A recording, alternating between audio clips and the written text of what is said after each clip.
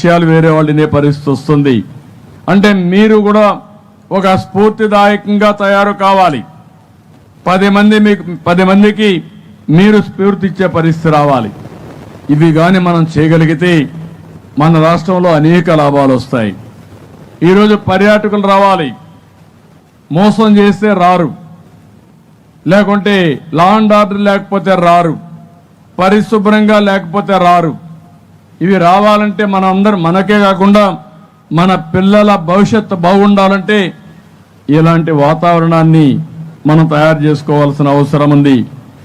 పిల్లల్లో పెద్దల్లో కానీ ఎప్పటికప్పుడు ఈ పర్యావరణం పైన పరిశుభ్రత పైన సక్రమైన అవగాహన కల్పించాల్సిన అవసరం ఉంది. రాష్ట్ర ప్రభుత్వం అయితే 100% వేస్ట్ కలెక్షన్ చేస్తాం. ఈరోజు మీరు ఇక్కడ కూడా ఒక విషయం గుర్తుపెట్టుకోవాలి. వేస్ట్ ఏదైతే ఉందో అందులో కూడా పొడి చెత్త ఉంది, ఇంకొక పక్క చేమ చెత్త ఉంది, ఏదైతే తడి చెత్త ఉంది.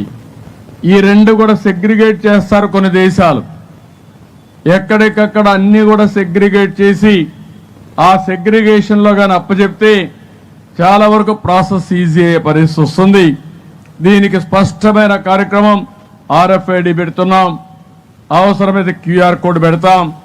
ప్రతి ఒక్క ఇంటి దగ్గర చెత్త కలెక్ట్ చేశారా లేదని 100% మానిటర్ చేసే మెకానిజానికి శ్రీకారం చుడతామని చెప్పి కూడా మీకు తెలియజేస్తున్నా. ఇది అయిన తర్వాత మీరు చూస్తే ఎక్కడికక్కడ సెగ్రిగేషన్ చేస్తాం. పొడి చెత్త, తడి చెత్త, ప్లాస్టిక్, లేకుంటే సీసం, లేకుంటే ఇప్పుడే నేను చూశాను దగ్గర అనేక రకాలుగా ముందుకు పోయారు. ఇక్కడ ఒక విషయం మీరు గుర్తుపెట్టుకోవాలి. ఇటీవల కాలంలో నేను రిపోర్ట్ ఇచ్చినప్పుడే ఇచ్చాను. వేస్ట్ ఎనర్జీకి పోయాం. చెత్త నుంచి కరెంటు తీయడం, కరెంటు తయారు చేయడం. అదే మరిగా తడి ఇది ఉంటే అక్కడి నుంచి లిక్విడ్ వేస్ట్ నుంచి బయోఫ్యూయల్కి వెళ్ళాం. అదే మరిగా ఇప్పుడైతే ఒక టెక్నాలజీ IIT తిరుపతి తయారు చేశారు. దగ్గర రబ్బర్ కానీ అన్నీ కూడా తయారు చేసి ఇవన్నీ తయారు చేసి రోడ్లు వేయడానికి వేస్ట్లో వచ్చేదంతా కూడా తయారు చేసి తగిన మోతాదులో దాన్ని మిక్స్ చేసి బ్రహ్మాండంగా రోడ్లు వేస్తే 40% ఖర్చు తగ్గుతుందని చెప్పి వాళ్ళు చెప్పే పరిస్థితికి వచ్చారు. అలాంటి టెక్నాలజీ మనం ఉపయోగించుకోవాల్సిన బాధ్యత ఉంది. ఈరోజు సర్క్యులర్ ఎకానమీ అంటున్నాం. అంటే చెత్త నుంచి ఆదాయం పొందడం.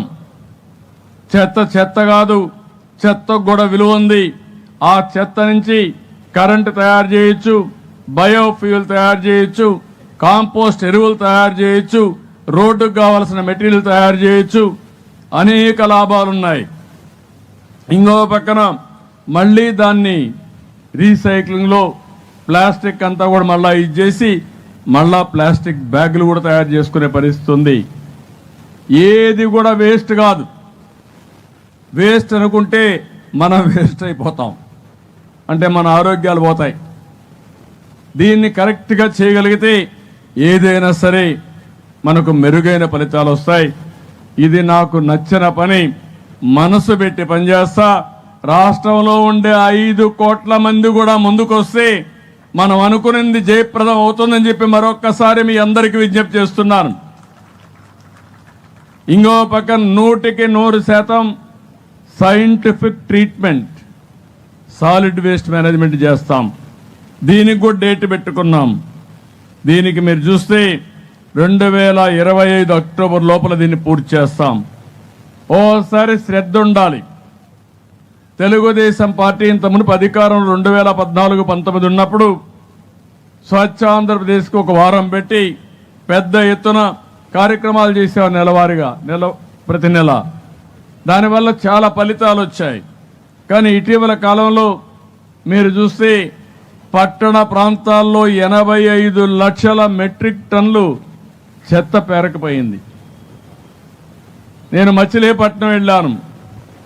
4 రోడ్లు క్రాస్ అయ్యే సెంటర్లో దగ్గర కొన్ని వేల మెట్రిక్ టన్నులు పక్కనేసి గుట్టలుగా తయారయ్యే పరిస్థితి వచ్చింది.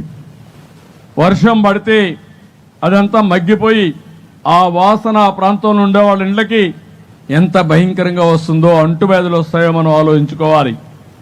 ఆ నీళ్ళన్నీ పైన వర్షం పడినప్పుడు ఆ బురద కానీ మురికి కానీ భూగర్భ జలాల్లో కలిసిపోయి ఆ ఏరియా కలుషితమైపోయే పరిస్థితి వస్తుంది. దానివల్ల మనం తాగే నీళ్లు కలుషితమైన నీళ్లు తాగే పరిస్థితికి వస్తాం. ఒక పక్కన గాలి కలుషితం అవుతుంది, మనం పీల్చే గాలి, మన తాగే నీళ్లు కలుషితం అవుతాయి. అలాంటి నీళ్లు వాడి పంటలు చేస్తే మన ఆహారం కూడా కలుషితమైన ఆహారం వచ్చే పరిస్థితి వస్తుంది. ఇవన్నీ కూడా క్లీన్ చేస్తున్నాం. నేను మున్సిపల్ అడ్మినిస్ట్రేషన్కి ఒకటే ఆదేశాలు ఇచ్చాను.